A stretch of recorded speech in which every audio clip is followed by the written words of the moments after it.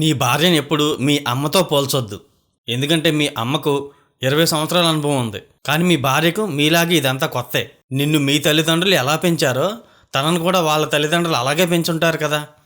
తనకు అలవాటు అయ్యేదాకా నువ్వే మంచిగా చూసుకో. తప్పకుండా తను కూడా మంచి గృహిణిగా, మంచి తల్లిగా బాధ్యతలు నెరవేరుస్తుంది. నీ భార్యను నీకు ఒక మంచి స్నేహితురాలుగా భావించి అన్ని విషయాల్లో తనతో పంచుకో.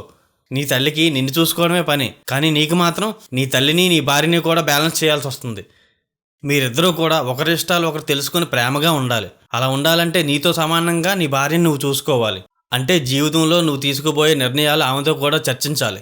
ఎందుకంటే నీ మంచిలో కానీ నీ చెడులో కానీ జీవితాంతం నీకు తోడుగా ఉండేది నీ భార్యే.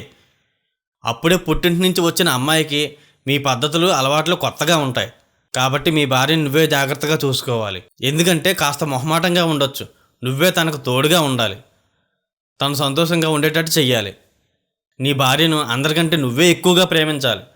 ప్రేమించడానికి వయసుతో పని లేదు. చిన్న చిన్న సర్ప్రైజులు, గిఫ్ట్లు ఇచ్చి తనను సంతోషంగా చూసుకో. వారానికి ఒక్కసారైనా బయటికి తీసుకెళ్ళు. పుట్టింటికి వెళ్ళేటప్పుడు మాత్రం ఒంటరిగా పంపించొద్దు. తనతో కలిసి నువ్వు కూడా వెళ్ళాలి. నీలాంటి భర్త, మంచి అత్తామామ లభించడం తన అదృష్టం అనుకునేలాగా నువ్వు చెయ్యాలి. సర్వే జనాం సుఖినో భవంతు.